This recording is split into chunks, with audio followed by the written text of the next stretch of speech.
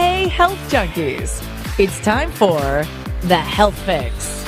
Join your host, Dr. Janine Kraus, as she gives you a dose of what you need to know and do right now to take control of your health from the inside out, to rebel against aging, look damn good, fight stress, and laugh every day.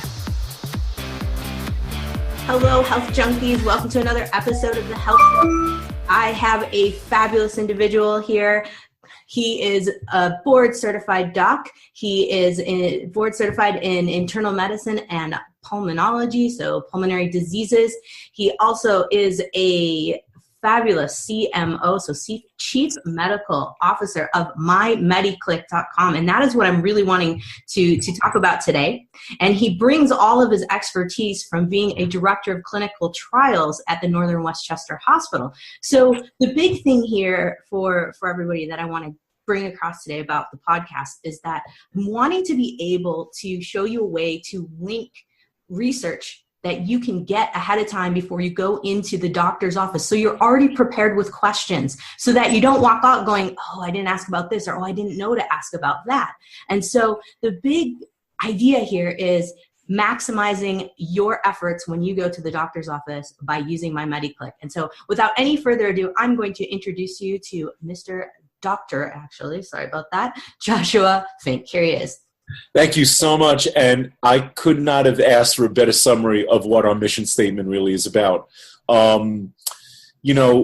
People spend less time with the doctors now than they ever did, and some recent research just came out which said that a great majority of the time, doctors are spending more time with their electronic medical records than they are actually seeing the patient. Mm-hmm. And I was recently seeing a doctor for myself, the general physical, in which he never looked at me in the first 8 to 10 minutes of the exam, and he was taking my family history, and I was telling him about my family history, and he was, at which point he said to me, wow, you know a lot about medicine, you must watch all those TV shows.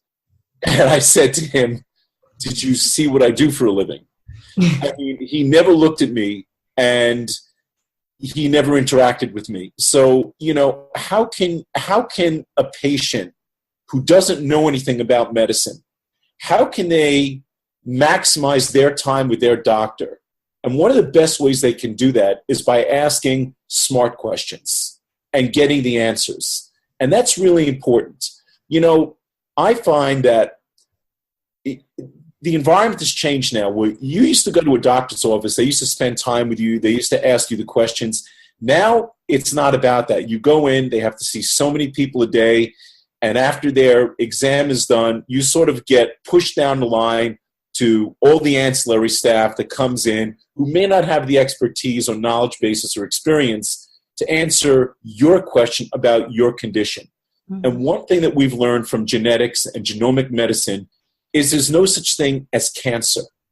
There's your cancer. And every condition is extremely different. The genetics are different. And so one size no longer fits all. So it's really important that we equalize that playing field, that we take the research, that we make it understandable to the everyday consumer, and that consumer can then shop for the smartest person that can answer their questions in a way that will be most meaningful for dealing with their condition. Absolutely. Absolutely. Because I find, yes, I do spend a ton of time on the electronic health records, and I'm sure a lot of folks do. But the big thing then is yes, getting pushed down the line. You're rushing to your next visit, and you're going, oh my gosh, I know I didn't answer those questions. Right. That's exactly right. And so, there's a real dichotomy which exists. People that live in New York or live in California or in Texas, they can get some of the best hospitals, some of the best research, even in those places. Unless the research is made understandable to the everyday consumer, they have no idea what they're looking at, right? They don't know how to put it in context. And then you take geographically more isolated areas, not just in the U.S., but throughout the world. For example, places in India, places in Brazil, places in Africa. What's their access to information? And what the listeners have to remember is that the next disease, the next epidemic we're going to deal with, it doesn't come from North Dakota. It's not coming from California. It tends to come from either Asia or Africa or other places where there's a vastly underserved population, where there's not good tools at tracking epidemiology. And that's what we're going to be dealing with more and more so in the future. Wow. It's true. It's true. And so tell my audience here a little bit about how they can interact with your website, because I saw the different groups and it's right. like a forum. And I love that because you can also talk with people that are in the certain groups and make comments and in addition to get your own research and archive it. Yeah, so that's cool. So my MediClick was designed to combine it was designed with three things in mind. Number one, we want to take information, make it understandable. And if you go to some of the other health information sites, there's pages and pages and pages and pages of descriptions about your condition. And when you leave those pages, you really have no idea what you just read. Mm-hmm. So we want to take that information, make it easy, make it concise, and make it appropriate to our length of attention these days in society. Mm-hmm. The second thing was we added the social media component. So unlike Facebook, where you go on and you either, rant about your political views or you show pictures of your horse or your dog, we pretty much strict to limit ourselves to health conditions and discussions about health conditions. So a person may have, for example, diabetes, and they may go on the site. They can join the diabetes group. They could read some of the latest information about diabetes, and they can directly ask questions about those articles to the administrators, who are either physicians or nurses or clinical research coordinators, who can then answer their question, even give them additional references that can further their appetite for knowledge. And then we have a whole different section in which we can offer personal research if you have a specific question that we can answer. Now, this site is completely free, but I will say that the personal research is a small fee. It's not enormous, but there is a small fee for that one. It helps keep the website running, basically. So that's how we are. I tell everybody we're 90% free. So it's available, and our website is available in over 100 different languages. We have a translate bar on the top left corner, so you can access this, like I said, in over 100 different languages now. Wow, that is so neat. So friends could be like, well, I've got this family member in Brazil, and right. I don't, I speak English and they speak Portuguese, and hey, we can translate it. Well, we just had that for somebody in Greece, they didn't speak English, they only spoke Greek, and we were able to give them everything in their native language. And that's cool. And, you get it's so hurtful to read some of the comments that we read about, I have many diseases, but my number one disease is poverty. I mean, it just hits us emotionally that this is why we started, so that no matter what your income level is, no matter where you live, you deserve the same access to information that the wealthiest person can get and use it. Absolutely. Absolutely. So tell me a little bit about the personalized research, going into it a little bit further, because I did see, there's a $129, something like that. I don't remember exactly. I was like, that's time, time equals money to me. And so thinking of all of the different PubMed articles and all the different journals, sifting through that. And I'm, a doctor. I can imagine for folks who are, common person who's looking through all that crazy stuff. So what happens? You have someone assigned to you and they... Well, basically what it does is it actually goes to an entire team. So that's pretty cool. So, there's some forms that you have to fill out. And we ask you very specific questions. In other words, you just can't say, tell me about diabetes. It's just, there wouldn't be enough days in the year for us to do that. But you may have a specific question. Let's say it's on prostate cancer. Mm-hmm. You may say, can you tell me more about Xtandi, which is one of the medicines to treat it? What can I expect with it? What are some of the limitations? Can you tell me more about the personal genomic research going on with prostate cancer? Or it might be about breast cancer. A personal research question that was recently asked to us was, what's the difference between Femara and some of the other drugs which are being offered to me? I have HER2 negative, estrogen receptor positive breast cancer.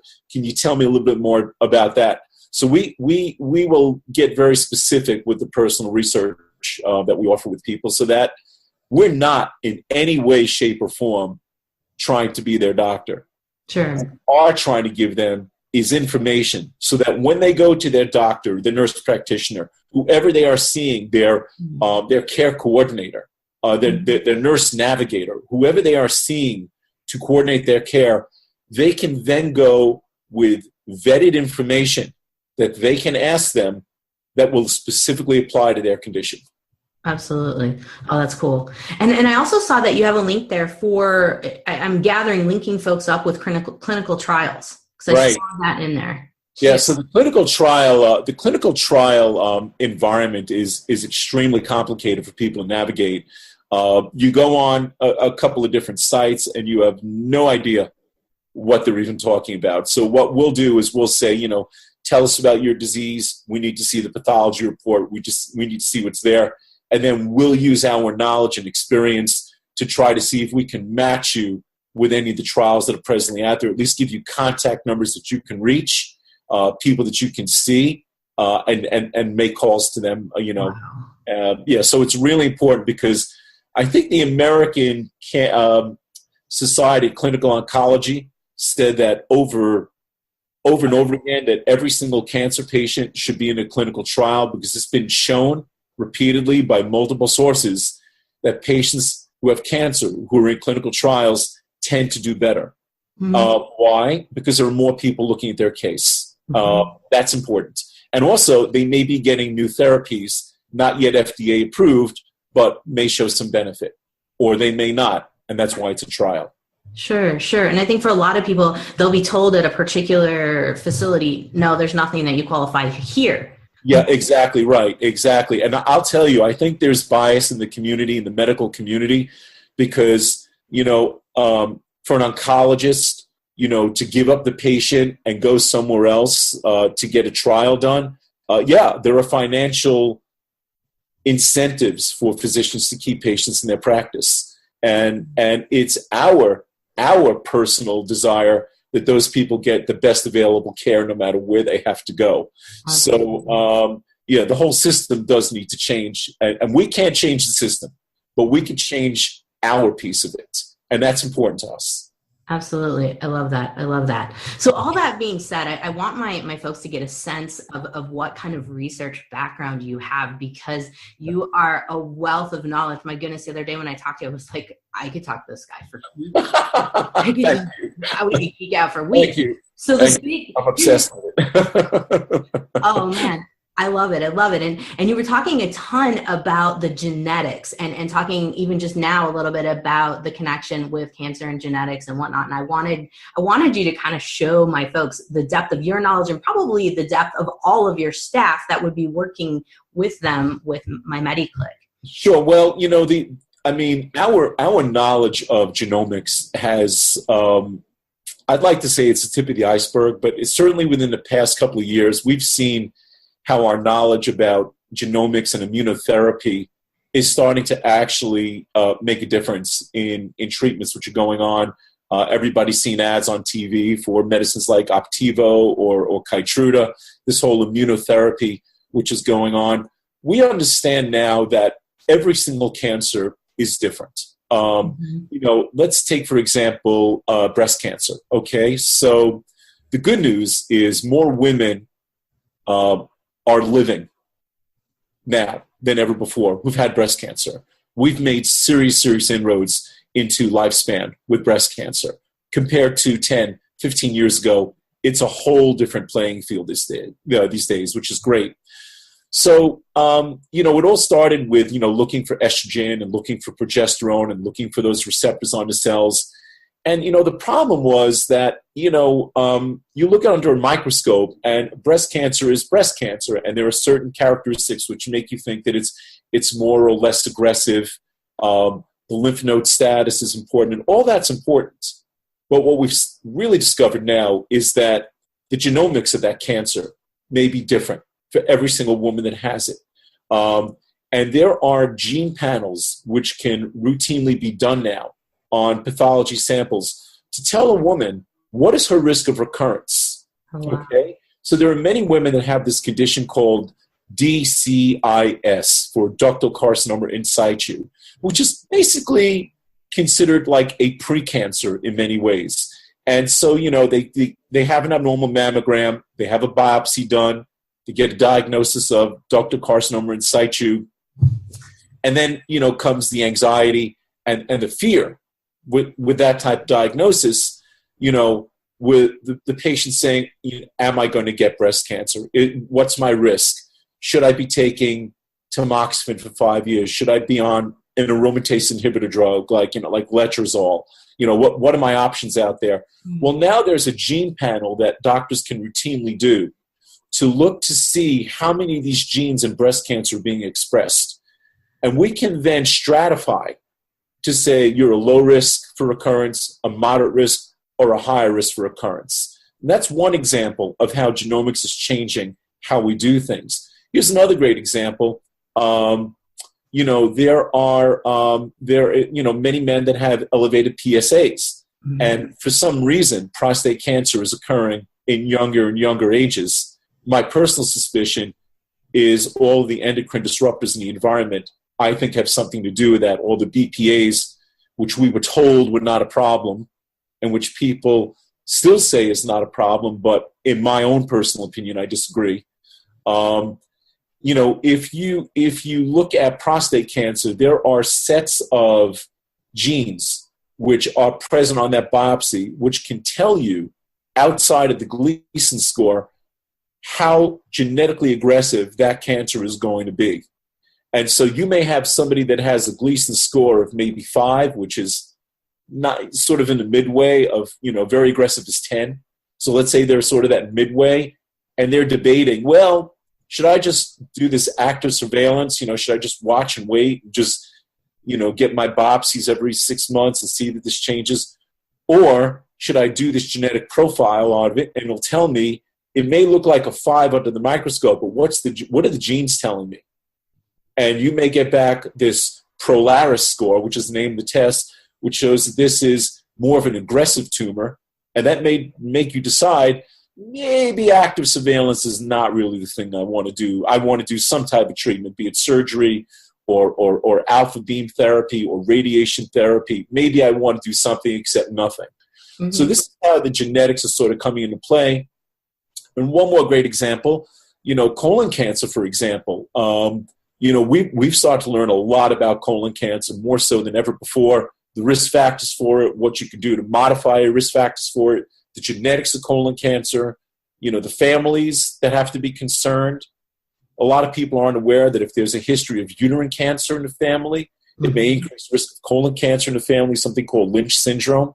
Yeah. There are genetic tests that can be done to determine if you're one of those patients that may have that mutation in those genes, which means you should have a colonoscopy at an earlier stage. Mm-hmm. But how would a patient even know about that unless their doctor gets a chance to talk to them about it? Right. Mm-hmm. They don't. They just wouldn't. I ended up getting tested for it because my family has a history of both, and I had no idea even about it. And so that's the only way. How did you find out about Lynch syndrome, for example? From the genetic counselor at the University of Washington that I went to, because I had no idea. I wasn't taught it. It wasn't even on my radar. And right. I think it's getting to the point now in the future where there really can no longer be a dichotomy between a physician and a genetic counselor. Mm-hmm. I think that they need to be part of that comprehensive team that sees every patient. That's my own personal belief where it's going to go. Oh, I absolutely agree. In fact, I was going to ask your opinion. Now, they have these tests that folks, I don't like that it's touting to take this genetic test instead of getting a colonoscopy. I'm kind of going, I don't like that. I agree. What is your thought on the accuracy of some of those kits out there? I think they call it, I want to say Cologuard, but that doesn't sound right because I think that's just... Well, Cologuard is Cologuard looks at certain genetic mutations that you can get in the stool to see if those mutations are present. Cologuard really is not replaced, nor should it replace screening colonoscopies. It has a role. It's like stool guaiac tests did, where they would check for blood. It has a role, but nobody is touting it as a replacement, nor should it be. Right. If you look at, one of the questions that, I had recently seen and had discussed the case of somebody that had colon cancer, young, she was in her mid-40s, incredible condition. I mean, aerobics instructor, probably 10%, 9% body fat during Christmas. So, really in great shape, non-smoker, enjoys her occasional glass of wine. Like I said, exercises and no family history. Sure. So, wow. So how do you explain cases like that? Interestingly enough, there was recently a study which looked at the role of the microbiome on colon cancer risk. And, the microbiome, just in case your audience doesn't know what it means, is a generic term for all the bacteria that live in your body. And we call that the microbiome. So basically, if you look at your cells, okay, you're only 10% of who you are. Mm-hmm. And, if you take 10 cells in your body, 9 of those are going to be bacteria and 1 is going to be you. So it was very interesting because when I was recently teaching at a college last year, I think I might have freaked some of the students out where I said everybody here is just a transport system for a bunch of bacteria. But, it's somewhat of a pictorial description, but it is somewhat accurate.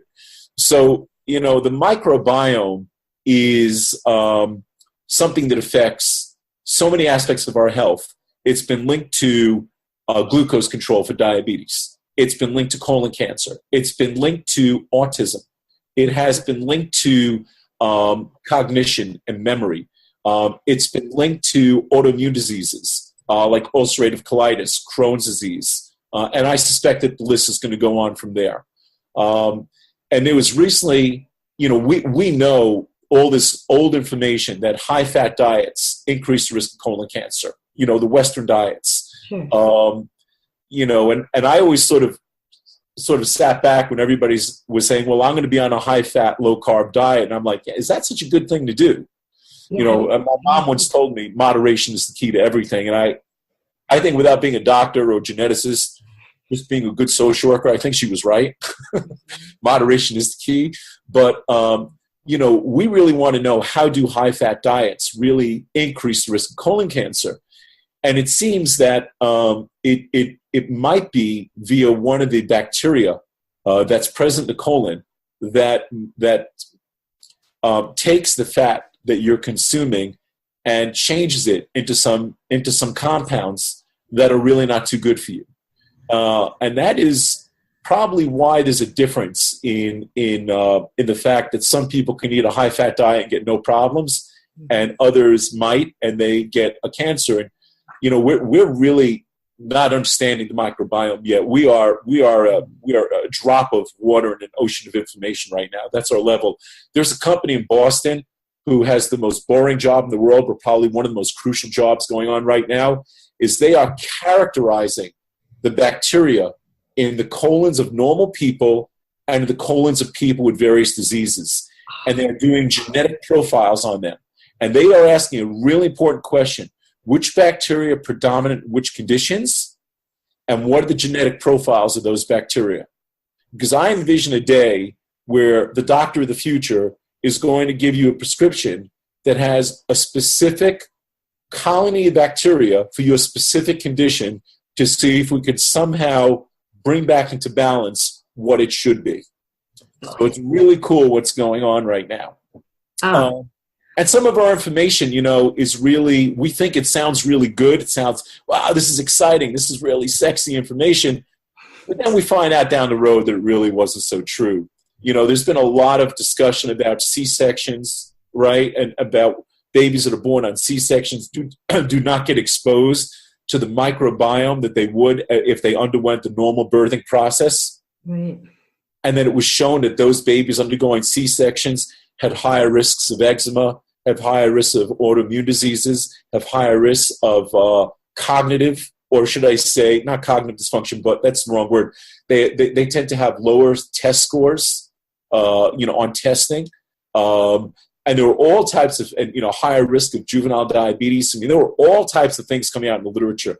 So a great study was just done in which they basically took a swab from mom and they exposed it to the C-section baby. So they covered the baby's mouth and face with the normal flora that the baby would ordinarily be exposed to while going through the birthing canal.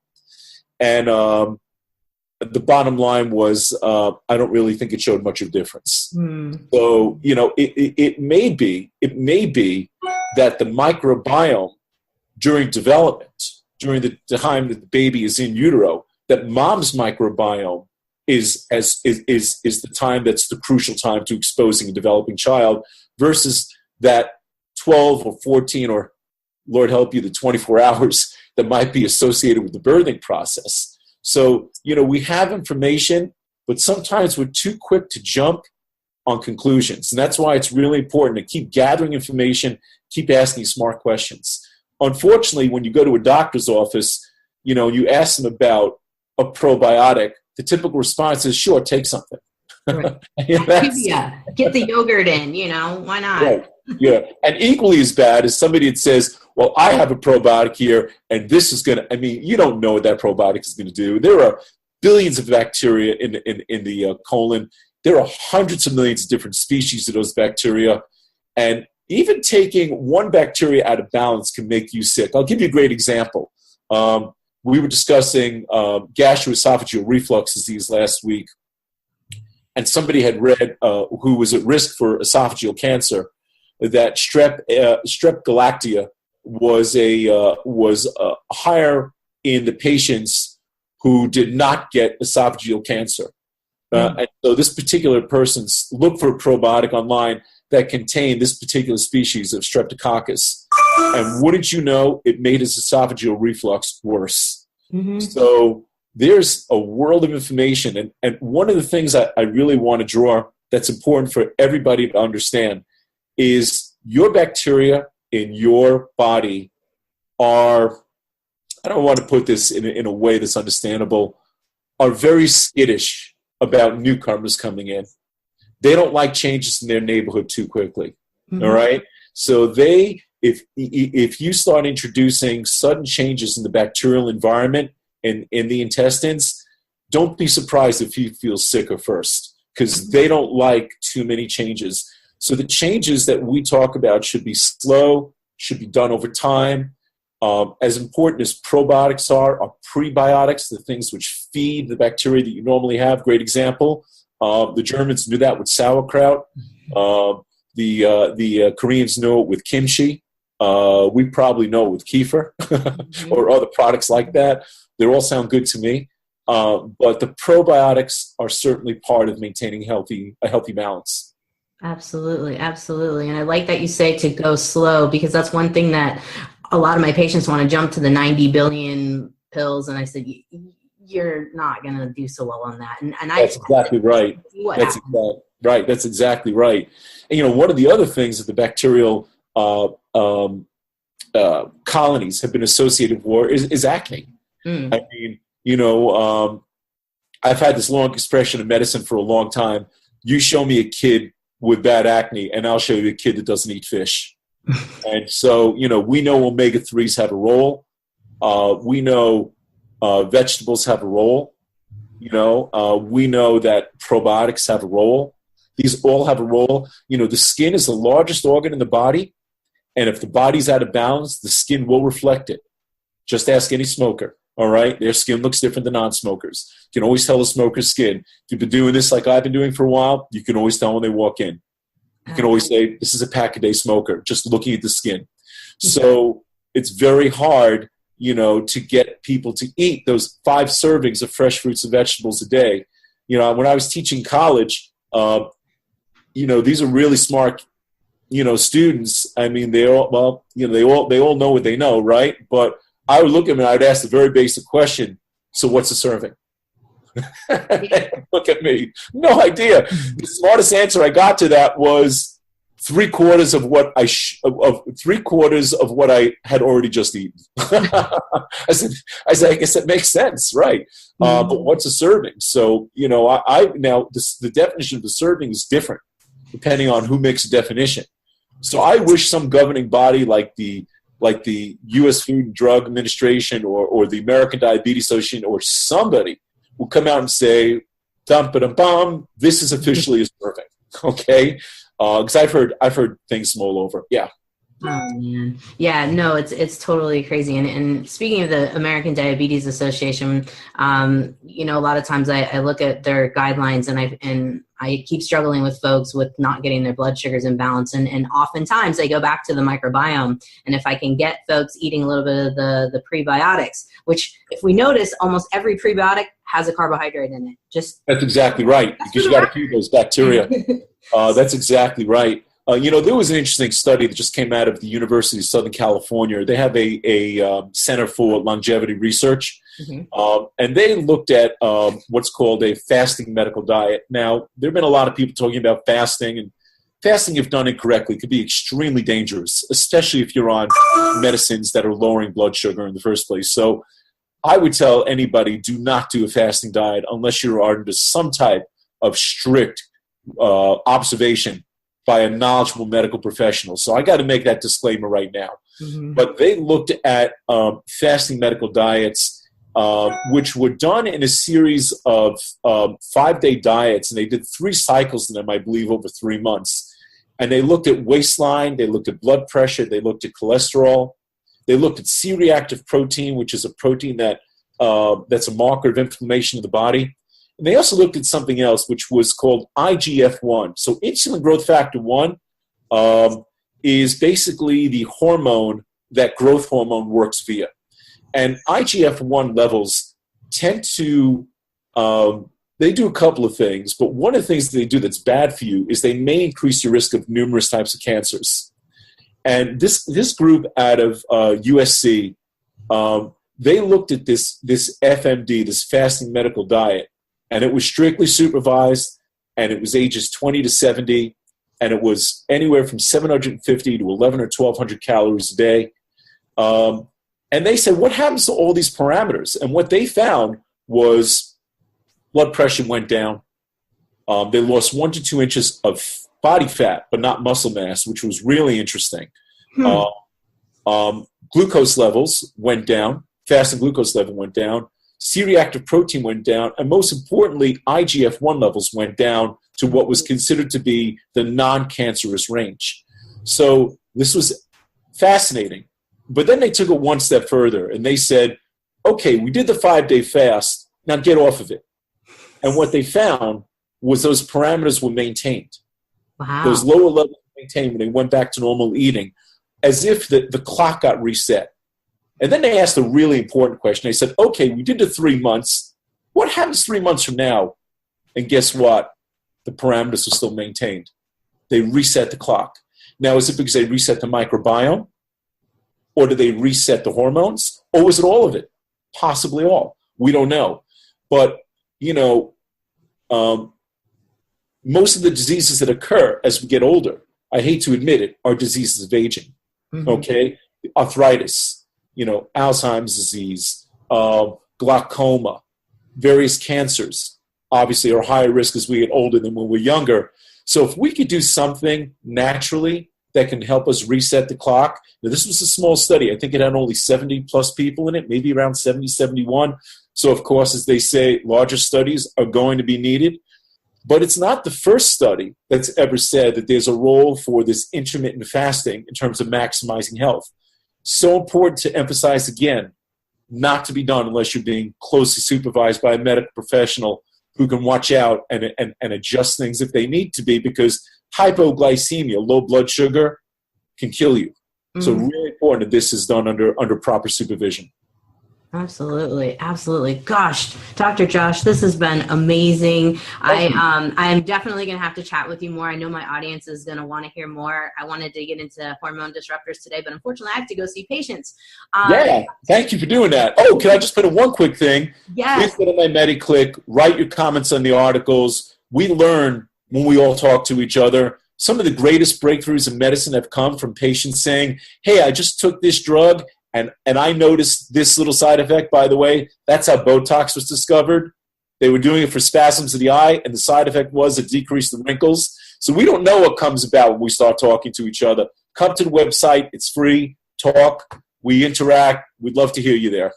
Absolutely. Sharing information. We need to share, everyone, please. That's what my podcast is all about, and that's what I'm going to continue to do, and Dr. Joshua as well. And yeah, go check out mymediclick.com. I think it's a valuable resource. I can't wait to start getting all my patients on it. On behalf of my team, I'd like to say thank you very much. You're welcome.